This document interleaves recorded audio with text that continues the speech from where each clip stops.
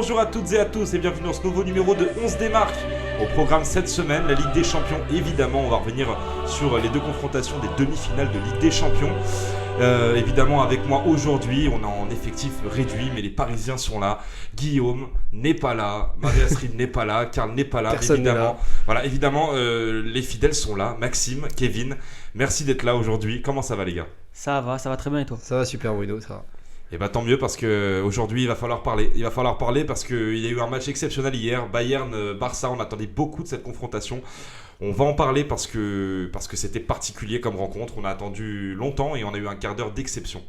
On va attaquer tout de suite la première rubrique de cette émission, le Zoom, avec évidemment la grand suspense, un Lionel Messi hors du commun. Alors, Ah ouais, on a cherché là. là, je pense qu'on a dû creuser parce que là, Messi a été très très Je pensais fort. à Cabaye, mais non. Blague à part, Messi a été très très fort. Messieurs, je vous entends là-dessus parce que hier il a livré une prestation. C'est deux buts, deux éclairs de génie, c'est juste magnifique. Il fait un super match. Voilà, on retrouve le vrai Messi de toute façon depuis cette saison. Il fait un très gros match jusqu'à la 70e, je crois, où il décide de changer le match. Il a la bonne idée de vraiment changer le cours du match et il inscrit 2 buts fantastiques, dont surtout un où, sans vouloir vexer Boateng, une grosse pensée à sa famille, force à lui, mais le pauvre. Commence pas. On a dit on parlait pas de Boateng dans l'émission. Boateng, le pauvre. on a décidé de l'évoquer Voilà. tout à l'heure. Non, On verra, ouais. mais pour l'instant, s'il vous plaît, Voilà. le deuil, c'est Le quelque chose de deuil, sacré dans le On football. va arrêter pas les Boateng. Voilà. L'enterrement, s'il vous plaît. Messi a montré à Meunier qui était le patron.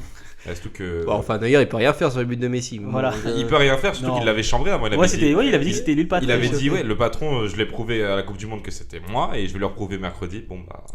C'est raté. Voilà. Ouais, bah super match de Lionel Messi qui a fait la décision à lui tout seul, un peu comme d'habitude, j'ai envie de dire, dans les grands rendez-vous, il répond toujours présent. Voilà, MSN hier était réduit à M tout simplement, puisque malgré son but, Neymar, je trouve, a pas fait un grand match. Suarez est un peu passé à côté également dans les duels. Donc Messi a encore sauvé le Barça hier. Il a également sauvé ce sommet qui commençait un peu à devenir pas ennuyant, mais un peu stérile. Possession de balle, on faisait un peu la guerre pour la possession de balle, sans penser à marquer et à prendre l'avantage par rapport au match retour. Donc voilà, un grand Lionel Messi hier soir. Et puis il montre que, désolé Bruno, mais que c'est le meilleur joueur du monde actuellement.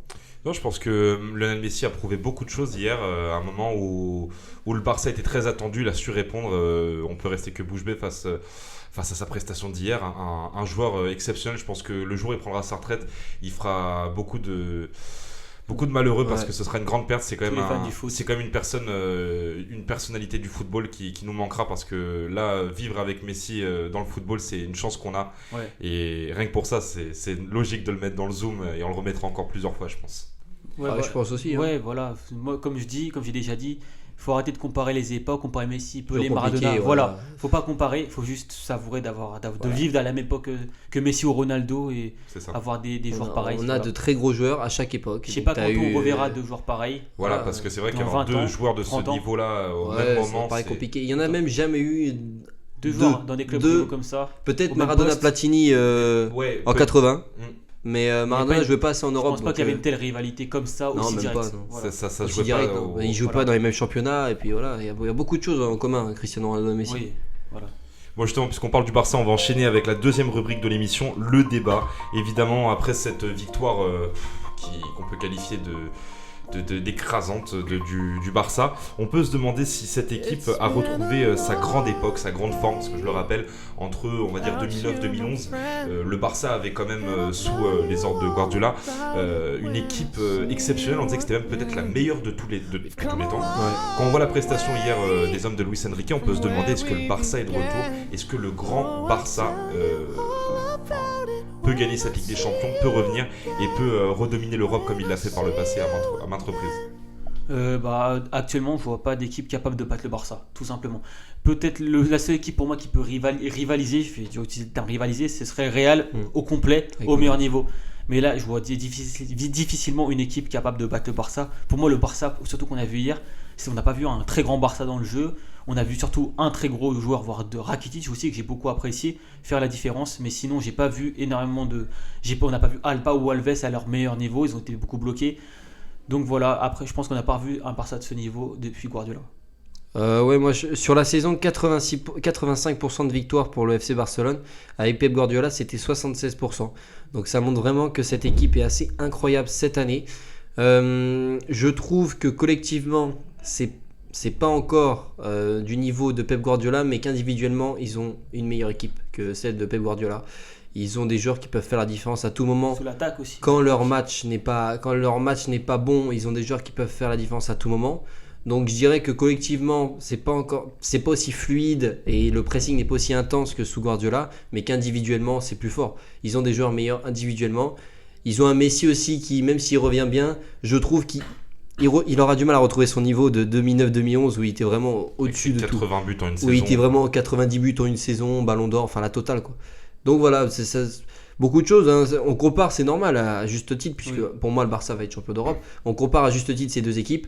En pourcentage de victoire, ce Barça-là est impressionnant, mais collectivement, il reste encore du chemin à faire, un petit peu.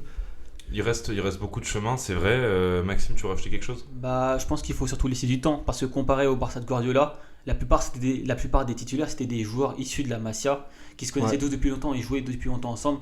Cette saison, on a beaucoup de nouveaux, on a le Rakitic, on a Mathieu, on a Suarez, on a Neymar, ça fait à peine une saison qu'il est là. Donc bon, il faut leur laisser un peu le temps, et je pense qu'en termes d'attaque, ils sont vraiment meilleurs.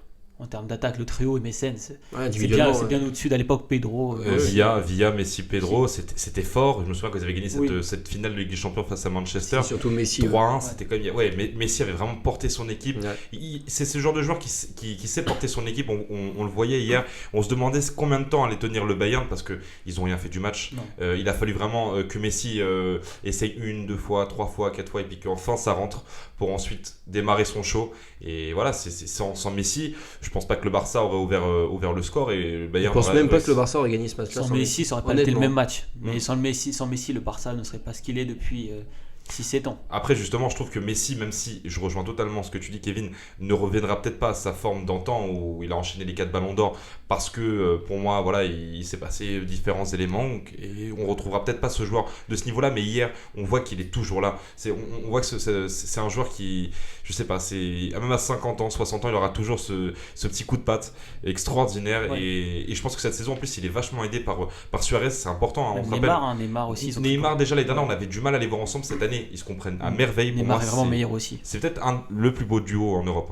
Neymar. Le terme de trio, je ne vois pas un meilleur trio. Le duo, faut voir avec Benzema et Ronaldo qui sont très impressionnants tous les deux quand ils jouent ensemble. Ouais. Quand ils jouent ensemble, parce que là Benzema a vraiment manqué, on va en parler après. Et voilà, ouais, Bruno, tu voulais dire un truc ? Non, justement, tu me permets d'enchaîner parce qu'on allait passer à la spéciale Champions League. Ah bah oui, le Real, ouais. Parce qu'on est là pour ça justement aujourd'hui pour parler de Ligue des Champions avec la victoire de la Juve tout d'abord. Parce que la Juventus a su s'imposer à domicile au Juventus Stadium face à une équipe du Real, on le rappelle quand même, amoindrie. On a senti l'absence de Modric au milieu de terrain. Terriblement. C'est le meilleur milieu au monde. C'était flagrant. Benzema a beaucoup manqué au Real Madrid. On a senti Ronaldo orphelin ce joueur avec qui il aime jouer en 1-2. Cette personne capable d'intercepter beaucoup de balles et de lui donner, parce qu'on a senti que Ronaldo en pointe, c'est pas le même qu'à gauche avec un Benzema en pointe. Non, c'est sûr. Et puis sur la globalité du match, on peut pas dire que Juventus a démérité. Hein. Ils ont mis l'intensité qu'il fallait. Ils se sont procuré beaucoup plus d'occasions que le Real Madrid. Moi, je trouve que ce Real, je pense qu'Allegri a coaché un peu Ancelotti, si je peux me permettre de dire ça, parce que c'est quand même Ancelotti dont on parle. Parce que commencer avec une défense à 5. Enfin, une défense à 3 avec 2 latéraux. Bon, après, à 2-1, il est descendu à 5. Mais là, il a commencé avec 2 latéraux hauts et une défense à 5 parce qu'il savait très bien qu'avec les absents au milieu du Real, il pouvait en quelque sorte avoir la possession et c'est ce qui s'est passé avec la Juventus. Et ils ont eu des occasions grâce à ça. Ils ont bien utilisé la profondeur. Et à partir de ce moment-là, je trouve que la Juve a fait la différence sur ça. Moi, je trouve surtout que le Ancelotti a adopté le match d'une mauvaise façon avec un dispositif qui était pour moi pas très compétitif. Je pense que Chicharito aurait dû débuter le match et faire jouer Ronaldo et Bale sur les côtés, parce qu'on a vu que Bale, désolé pour lui, mais Bale il est passé à côté de son match, il n'a pas su où se trouver. Ronaldo depuis maintenant, je pense 2015, il joue même plus vraiment en ailier gauche. Maintenant, c'est devenu un vrai buteur, quoi. Et c'est peut-être ce souci-là qui nous manque, le Ronaldo à gauche, qui prenait de la vitesse, qui percutait et apportait des espaces. Maintenant, c'est un Ronaldo qui joue en neuf, voilà, tout simplement. Après, derrière, c'était fragile. Isco, il tente d'apporter quelque chose, mais il a trop de déchets. Isco, il tente beaucoup de choses. C'est un peu comme Pastore à Paris. Il tente. Il y a du déchet, mais au moins, il essaie de faire quelque chose. Comparé à Rames, pour moi, Rames, il prend pas de risque, quoi. À part quelques fois, il fait des 1-2. Rames, il va pas dribbler, il fait pas comme Isco. Et justement, Rames, je me demandais quel est l'intérêt d'acheter un tel joueur si ce n'est pour la vente de maillot. Après, au final, dans la saison. Il fait que des passes. Dans la saison, je trouve que, parce qu'au début, il faisait concurrence à Bell, donc je me suis demandé quel intérêt. Au final, Rames, il est pas si mauvais que ça. Maintenant, moi, je me rappelle dans ce match, au moment où il y a 2-1 après le penalty de Tevez, que la Juve commence vraiment à défendre et à maintenir le score parce qu'ils ont réussi leur opération. L'entrée de Chicharito, on s'est dit au final, le Real joue bien mieux avec vraiment un vrai attaquant de pointe. C'est tout. Parce que quand Pirlo perd un de ses rares ballons du match et qu'il y a cette espèce de contre avec bien amené, il aurait pu être bien amené et ça aurait pu entraîner à l'égalisation. Et Benzema qui prenait la balle, il a joué bien. Voilà, exactement. Maintenant, on va pas parler des absences parce que ça sert à rien, on va pas refaire des films avec un si on fait un monde, mais la Juventus a su vraiment livrer une prestation de folie. Vidal 11 km, Pirlo 36 ans, 11 km, c'est quand même... Vidal fait un match énorme. On va pas parler des absents, mais on peut parler des présents. Et Gareth Bale, mardi soir, c'était Ghostbuster. Le mec, c'était le fantôme à 100 millions. Quoi. La Juve aussi, ça a noté que incroyable. La Juve retrouve le petit trio Marquisio, Vidal, Pogba, qu'est-ce que je raconte, Vidal, Marquisio, Pirlo. Et ça faisait 3 ans qu'on les a pas vus aussi bons tous les trois ensemble. C'était la meilleure milieu d'Europe à l'époque pour moi. À l'époque où ils gagnent leur premier Scudetto. Et ils ont vraiment été très très bons. Surtout Marquisio, Vidal, dans la récupération, c'est monstrueux. Ils courent tout le temps. Voilà, c'était beau à voir, c'était la petite anecdote. Ouais, ils sont monstrueux la Juve. Et derrière, t'as une nouvelle BBC, c'est Chiellini, Barzagli, Bonucci. Alors c'est génial, hein, ça défend. Le mec, il avait un truc de rugby, quoi. Il avait un bandage sur la tête et il mettait des têtes encore. Il savait qu'il était bon en handball, mais, il est aussi bon. Il est bon au rugby, il fait tous les sports, ce type-là. C'est vraiment une défense italienne et c'est inquiétant pour le Real. C'est inquiétant pour le Real. D'ailleurs, une petite erreur de casting quand même de laisser partir Di Maria et Xabi Alonso. Quand on voit le match de Xabi Alonso hier soir, on en parle depuis longtemps. Pour mettre Ramos Vendre Di Maria, ouais exactement, vendre Di Maria, choix très contestable, hein, Ramos en 6, j'ai pas vraiment aimé, j'ai pas été convaincu. Franchement, c'était parce qu'au final, Ramos, c'est la première fois de la saison que je le vois aussi fébrile sur un terrain. Il est pas assez technique pour voir ce poste. Exactement. N'en parlez pas trop, les gars, c'est mon flop. Donc, on a déjà parlé d'elle qui sera bien. Bon, voilà, évidemment, rien n'est joué. La Juventus en a conscience parce qu'au retour, ce sera plus compliqué. Le Real joue gros, c'est une finale. Surtout que le Barça s'est déjà presque qualifié. Donc, le Classico en finale de Ligue des Champions, le Real, ils en ont très envie. Attention, la Juve part avec l'avantage, c'est surtout ça. Bien sûr. La Juve, s'ils mettent un but, ça commence à être compliqué. La Juve, ils savent bien défendre et ils ont un but d'avance. Donc, tout est bon pour eux. Comme face à Monaco, sauf que là, le Real... Justement, face à Monaco, la Juventus a beaucoup plus... elle a été beaucoup plus en difficulté, elle a su moins. Au final, ils ont réussi à passer grâce à un penalty qui aurait pu. Ce sera pas la même Juve face à. C'est sûr, mais c'est bizarre de voir la Juventus réussir de cette manière à battre le Real Madrid, justement à trouver le. Evra, c'était un guerrier. Evra, il était du niveau de 2000. Il a d'ailleurs dit qu'ils étaient plus simples contre le Real que contre Monaco. Et il n'aurait jamais dû dire ça. Ça, c'est pas bon. Ça, c'est le genre de phrase qui peut coûter cher. Ça peut coûter cher, ça. On en reparlera après le match retour, on verra. Exactement. On verra bien la semaine prochaine. En tout cas, on va passer au match Barça-Bayern. On en a déjà parlé tout à l'heure. Surtout pour parler du Bayern. On va revenir justement le Bayern. Alors, je vais commencer d'abord par contester un choix de Guardiola. Le dispositif était pas bon. Le dispositif jouait avec 3 défenseurs face au. Même si au niveau de la construction du milieu, il y avait des absents. Donc, du coup, on a compris pourquoi il a voulu passer à ce dispositif-là. Oui, pour le pressing aussi. Mais on a vu que dans le dernier quart d'heure, ce système n'était absolument pas bon. Messi a vraiment crucifié son maître. Bah oui, après, Guardiola a choisi une tactique un peu spéciale pour le Barça, pour les contrer, mais je pense qu'il aurait dû rester sur son fidèle 4-3-2-1 avec Lewandowski en pointe et derrière Alcantara, Müller et Götze pour amener parce que là, Lewandowski et Müller, c'est pas des Superman. À deux, on voyait qu'ils étaient tout le temps tous les deux. Ils ont fait un bon match. Ils ont fait un très bon match. Ils ont fait ce qu'ils ont pu quand même. Après, il y a eu un souci de rôle. Je pense qu'il y a plein de joueurs qui ne savent pas où se placer. Alcantara, en 90 minutes, pas compris à quel poste il jouait. Là, Schweinsteiger, il jouait en 10, en 6, en 8, ça jouait partout. C'est difficile de marquer les joueurs du Barça. Hier, ils ont livré quand même une performance. Ouais. Ces joueurs-là étaient tout le temps partout au bon endroit où il le fallait. Et Thiago, on a vu vraiment qu'il a eu du mal à rentrer dans son match. Il n'a pas jamais rentré dans son match. Après, je trouve que voilà, il y a eu un souci aussi au niveau de Bernat. Pour moi, c'était le latéral gauche du Bayern qui était le joueur le plus dangereux. C'est lui qui a le plus de danger. Le souci, c'est que il était tellement offensif que derrière, les 2 des 3 buts, ça part de son côté. Exactement. Voilà. Le souci de départ, c'est que le Guardiola a décidé de défendre à 3 derrière. Donc en fait, il fait de l'individuel sur Messi, Neymar, Suarez. C'est une tactique totalement suicidaire. D'ailleurs, au bout d'un quart d'heure, il est repassé à 4 derrière. Il a vu Suarez tout Mais seul, en repassant à 4 derrière, après l'action de Suarez.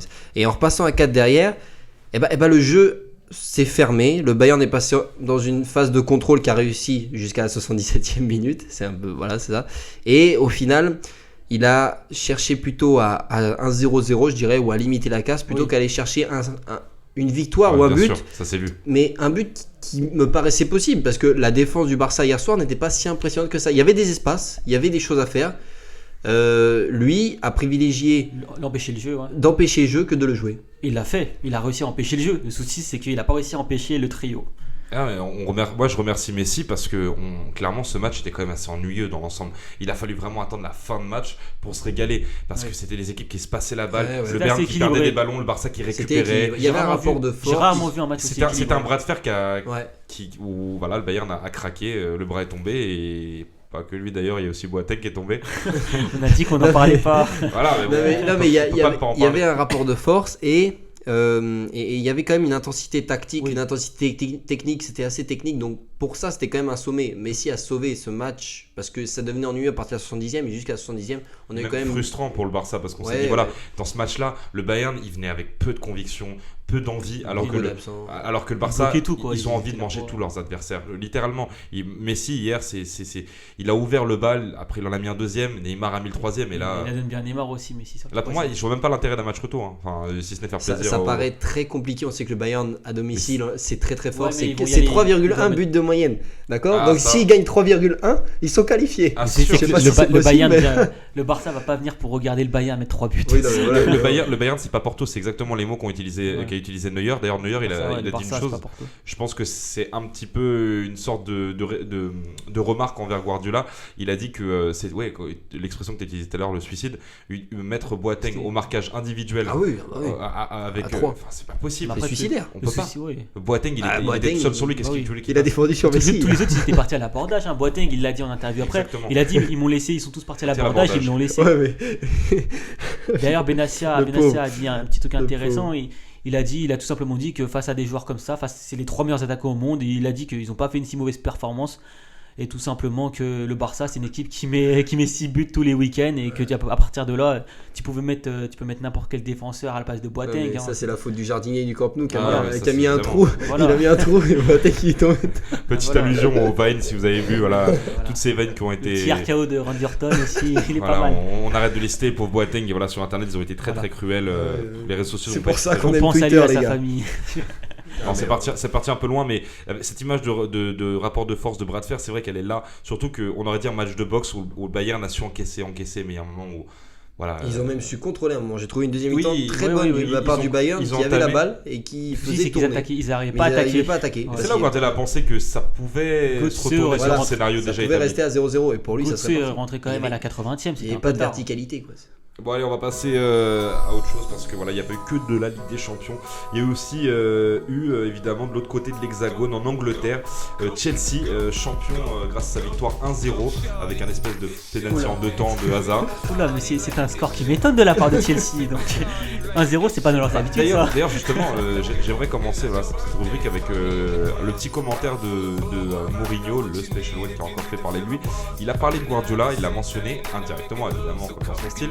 Et il a dit moi en Angleterre je vais pas gagner 6-0 ou 8-0. Voilà, petite allusion à ce que Guardiola fait en Allemagne. En Angleterre c'est pas possible de gagner 6 ou 8-0, même si sans le vanter il l'a fait face à Swansea avait perdu Boni. Bon, en Angleterre on sait que c'est les petits scores, c'est les petits 1-0, c'est les petits 2-0, et que lui il est invaincu à domicile, et que justement lui il aurait pu prendre des équipes faciles à coacher, c'est ce qu'il a dit, hein, mais que lui il préférait la difficulté et quelque chose d'intéressant. C'est les propos de Mourinho. Ces équipes faciles à coacher, le Real. Moi je trouve qu'il se contredit un peu parce que le Chelsea c'est la deuxième attaque du championnat anglais avec 69 buts.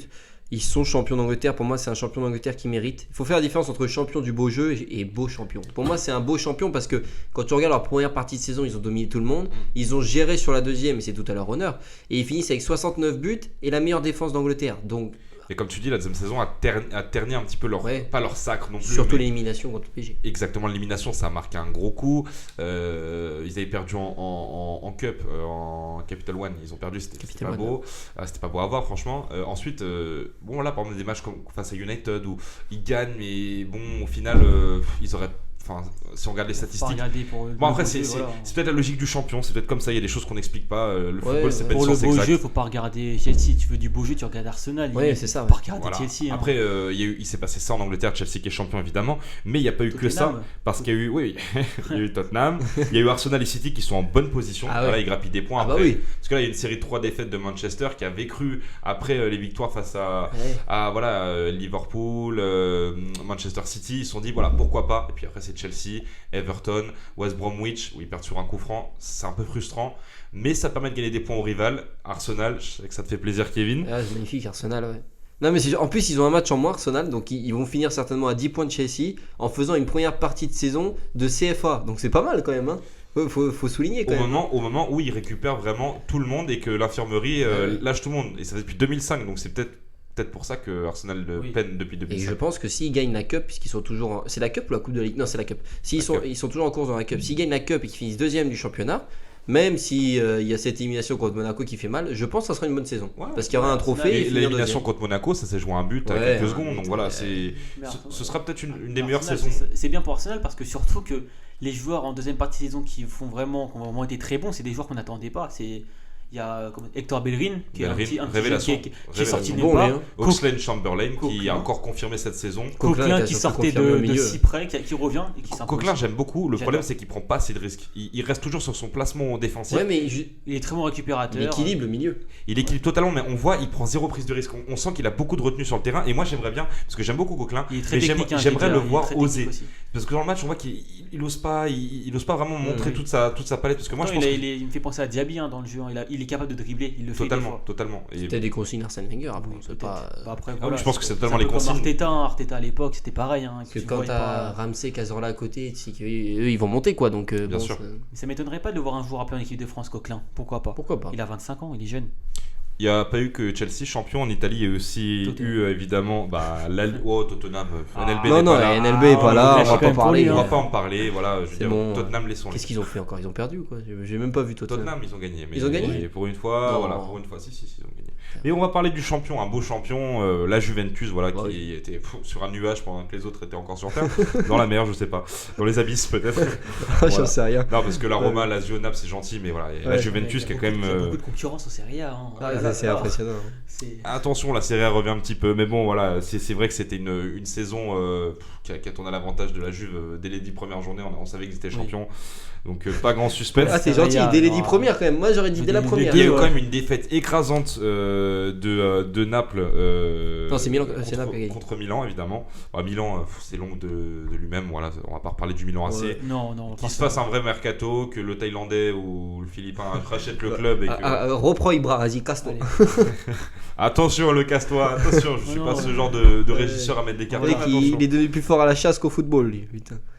Bon, il y a aussi le Real et le Barça qui continuent leur marche en avant. Voilà. On sait pas comment ça va se passer cette fin de saison en Liga. Je pense. Et combien d'écart? 2 points?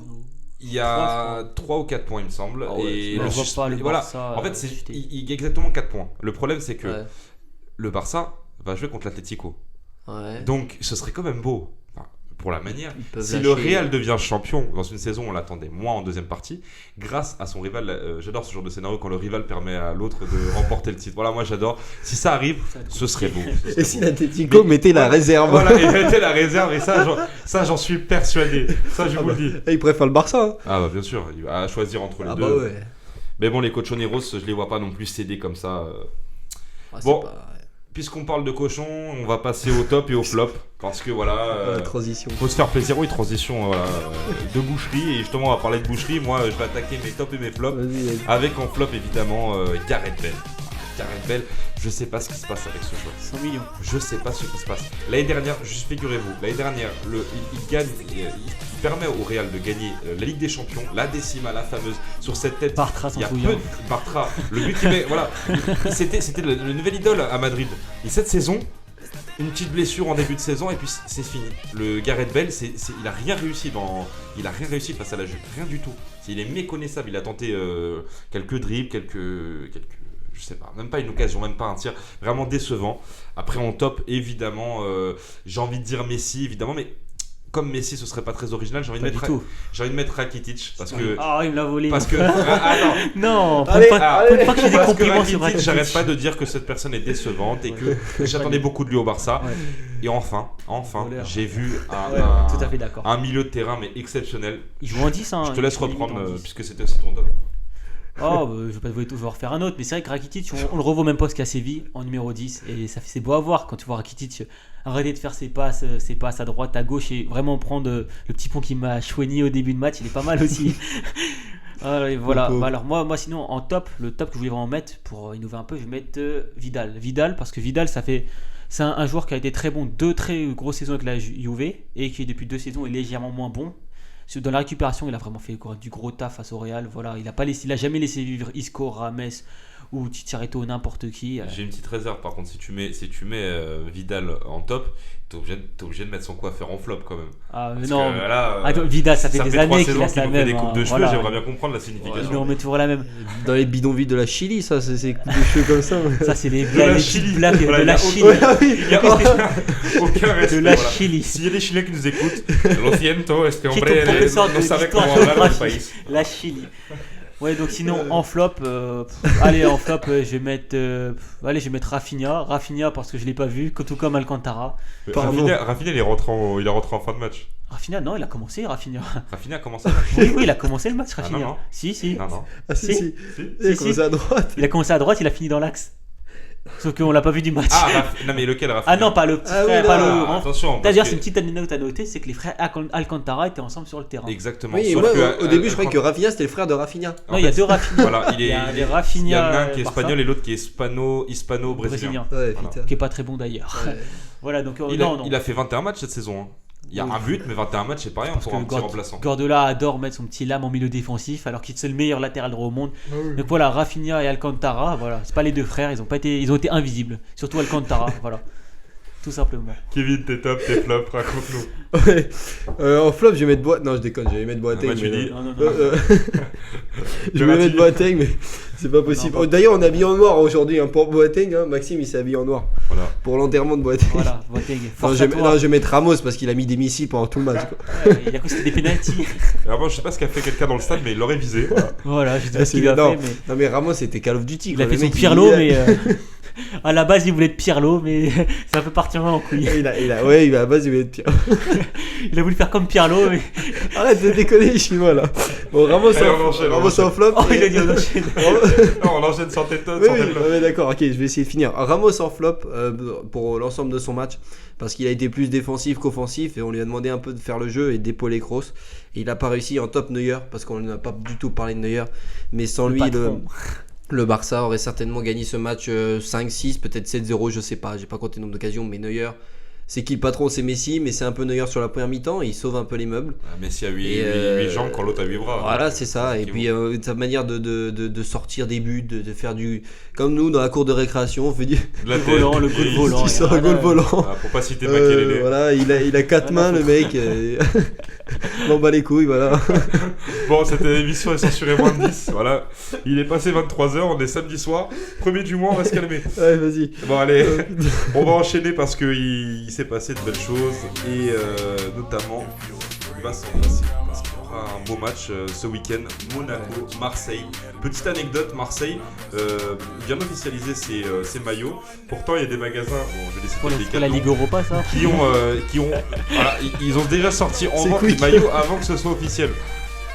Donc voilà, un petit maillot à découvrir sur internet, blanc, bleu, bon, voilà, Monaco-Marseille, messieurs, vos pronostics, quel scénario on doit attendre selon vous? Victoire de Monaco, parce que Monaco est sur une belle lancée. Marseille est en train de chuter. Voilà. Justement, un petit réveil de Marseille, non? Non, Moi, pas de réveil. Non, allez, ce serait bien qu'ils visent l'Europa League, mais bon. En sortant de On va l'optique, pas voilà, la descente sous enfer depuis Lorient, Non, ça mais ne je fait pense qu'enchaîner. que Monaco est a vraiment des joueurs qui sont en train d'exploser. Kondobia, Martial, même. Moutinho, allez. Pour ça à toi. Non, mais ouais, même ouais. Dirard que j'aime pas beaucoup est très bon en ce moment. Donc voilà. Contre toute attente. Ouais, non, mais il est très bon cette saison. Sauf que Je je me trouve ra- qu'il prend- Attendez, parce que là, je vais placer un petit hashtag hypocrisie. La personne qui venait de parler avant moi, c'est-à-dire Maxime, vient de dire Girard que je trouve très bon. Alors, si vous rembobinez la Non, je le trouve cassette. très bon depuis quelques matchs. Ah, parce que si vous non, revenez en arrière, Girard, moi, il a dit je me demande où est-ce qu'il a trouvé son certificat pour jouer au foot. Oui, non, mais. Voilà. Non, mais. Je voudrais juste mais moi, resituer. Acheter sa licence Girard, au Maghreb.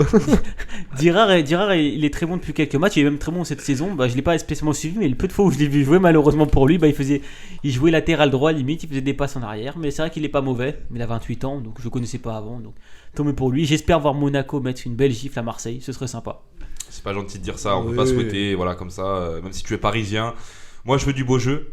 Est-ce que tu penses qu'il y en aura, Kevin? Il y aura du beau jeu parce qu'avec Marseille il y a toujours du beau jeu. Limite à prendre 6 buts, on s'en tape, on joue, on attaque. Voilà, ça Ouais, c'est oui. Bielsa. Après, Bon. il faut en mettre plus qu'on Voilà, en c'est prend. ça. Non, mais Voilà, pour lui, le Jordan foot, Ayew. c'est l'attaque. Donc, ça serait bien qu'il défende un peu parce que, comme a dit Maxime, Monaco en ce moment en attaque est très efficace.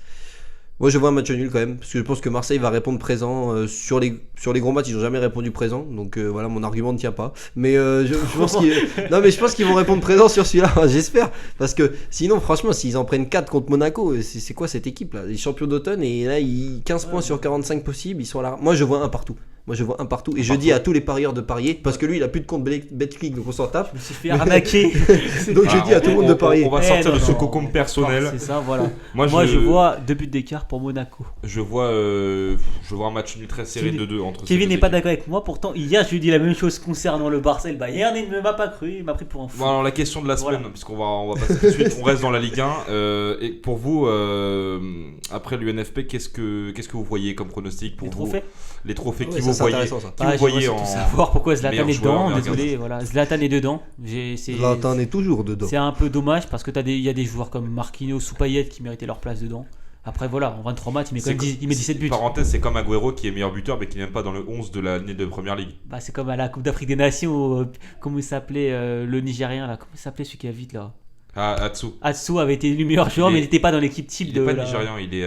Il est ghanéen. Ghanéen, Il avait été, ouais, Atsu avait été élu meilleur joueur de la CAN, mais il n'était pas dans l'équipe type. Enfin, excuse-moi le chinois, mais on te demande tes pronostics pour le trophée Écoute, UNFP si ça te Il dérange diverge, pas. il diverge. Donc, Donc, alors, voilà. vas-y, Pronostic. donne tes pronos. Je pense que ça va jouer entre Pastore et Verratti pour le trophée NFP. Parce que si Paris fait le triplé, Ouais. je vois mal Je un pense que ça va Lyonnais. être un Parisien, effectivement. oui. Et en meilleur jeune aussi, il y a Marquinhos pour l'avoir. Marquinhos. Marquinhos Fekir, ça va jouer entre les deux. Écoute bien ça, enregistre bien ce moment, de toute façon c'est enregistré. Regarde, je te Clique. donne les paris. Regarde, meilleur joueur, Lacazette. Je prends le risque. Meilleur gardien, Anthony Lopez. Bien sûr, Meilleur entraîneur, Jocelyn Gourvenec. pourquoi pas. Et meilleur espoir, il y a qui dans espoir dans la catégorie espoir? Fekir, Marquinhos, Sanson. Fekir. Oh là, t'as pas payé, non? Je... Ah, comme ça, la Bretagne se fait corrompre. Je travaille pas à la ligue moi, excusez-moi. Non, mais Bien je le- suis d'accord avec tes. Enfin, ça m'a l'air déjà plus plausible. Je pense que ça risque d'être ça, sans surprise, parce qu'au final, c'est pas comme dans les autres championnats cette saison. On sait vraiment qui a explosé en tant que jeune, qui risque d'être le meilleur joueur. Après, je pense qu'il faut vraiment attendre cette fin de saison pour trancher. L'UNFP va mettre un pari des Parisiens, ça c'est sur les connaissants, ils mettront des Parisiens dedans. On attaque tout de suite la dernière rubrique de cette émission avec ce qui nous a marqué cette semaine et un beau geste. Alors, il y en a eu deux. D'abord, on va parler évidemment de Suarez. Je vais laisser Maxime en parler. Voilà, l'attaquant du Voilà, Barça qui a été à l'honneur. Qui est allé parler en conférence vidéo avec un jeune enfant uruguayen donc, qui est atteint d'un cancer, donc qui suit un médecin toutes les semaines via Skype en conférence, et qui a eu l'heureuse surprise de voir Suarez apparaître sur son écran à la place de son docteur espagnol. Et Suarez lui a dit tout simplement de continuer à se battre, de continuer à prendre ses médicaments et de suivre le traitement des docteurs. Et s'il suivait tout ça bien, il lui enverrait son maillot, un maillot avec lequel il a joué, il a bien précisé, et pas un maillot de la boutique, et il lui enverrait dédicacé s'il continue à se battre. Voilà, ça montre que le football reste un très beau sport, et des joueurs comme ça aussi. Et ça fait plaisir de voir que certains joueurs de football sont des modèles pour beaucoup de personnes. Et c'est ce qu'on attend de personnalités et de footballeurs Ouais. du niveau de Suarez. Et voilà, il a rendu une belle surprise à ce jeune Uruguayen. Et c'est vraiment un moment. Enfin, moi, j'étais très ému en voyant ça. Voilà. J'ai été très surpris déjà de voir ça sur On internet. montrera la J'ai été vidéo, très elle est ému, très, très belle. très ému, pardon. Ouais. Et voilà, c'est un grand moment pour cet enfant atteint du cancer et c'est un vrai modèle ce qu'a Oui. fait Suarez. Et un on vrai voit, on modèle. voit sur la vidéo, dans le visage de Suarez, qu'il le fait avec le Voilà. cœur, qu'il est vraiment sincère. On voit pas qu'il fait ça pour la pub ou le marketing. C'est vraiment beau à voir. On sort vraiment de ce cocon Voilà. du football, et là c'est plus du football, c'est la vraie vie. Ouais. Et justement, voilà, c'est un joueur, mais c'est aussi un homme.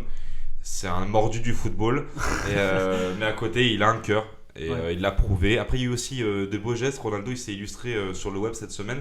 Ronaldo qui a donné à peu près 7 millions ou 10 millions, je sais plus, au Népal, avec ce qui s'est passé. Donc c'est important que les Ouais, joueurs Ronaldo contribuent, le fait tous les ans, donne beaucoup d'argent. que ce C'est soit, comme, voilà, c'est comme Balotelli, c'est des joueurs qu'on aime bien critiquer, qu'on aime bien détester, mais c'est de très très grands hommes, de très très grands bonhommes et qui parce sont qu'avant surtout- d'être riches, ouais. ils ont connu. Voilà, ils ont connu, voilà, c'est des joueurs, c'est des très bons joueurs, c'est des drôles de personnalités, mais c'est de très grands hommes. Et Ronaldo aussi, t'en as pas parlé, qui a rendu visite à un enfant qui Oui. se faisait moquer à l'école. Enfin, je crois que c'était à l'école. Ouais, Non, ou- c'était non, c'était en Asie, je sais plus c'était- dans quel oui, en pays. Asie, ouais. Ouais, je sais plus si c'était à Il Liège. lui a dit, ouais, c'était quand il lui sort la feuille et qu'il parle en portugais, c'est ça. Ouais, c'est ça, ouais. Et donc voilà, c'est encore un beau geste de Cristiano Ronaldo qui montre qu'il n'est pas qu'un produit de marque. Il l'a applaudi, il a dit ouais, pourquoi vous moquez de lui, il Ouais. parle très bien le portugais, c'est pas facile de parler portugais surtout qu'on est asiatique, j'imagine. Ouais. Donc non, un beau geste Ouais, c'est encore sûr. de Demandons à Maxime. ça fait Le bras plaisir. sur la tête. Voilà, alors, sur cette belle invitation, on va se laisser. Voilà, c'est la fin de 11 démarques. On va terminer en fanfare pour changer d'ailleurs. Voilà, merci les gars, merci Terminé. d'avoir été là pour cette. Je suis Boateng. Je suis Boateng sur. Voilà, comment terminer avec de loupards comme eux. Voilà, franchement, c'est compliqué. Non, allez, merci beaucoup à tous de nous Voilà. écouter chaque semaine, de nous suivre sur Boateng. Facebook, Twitter, notre Bayern, page YouTube. Guardiola. On vous embrasse très fort On bat et les surtout, couilles. Boateng.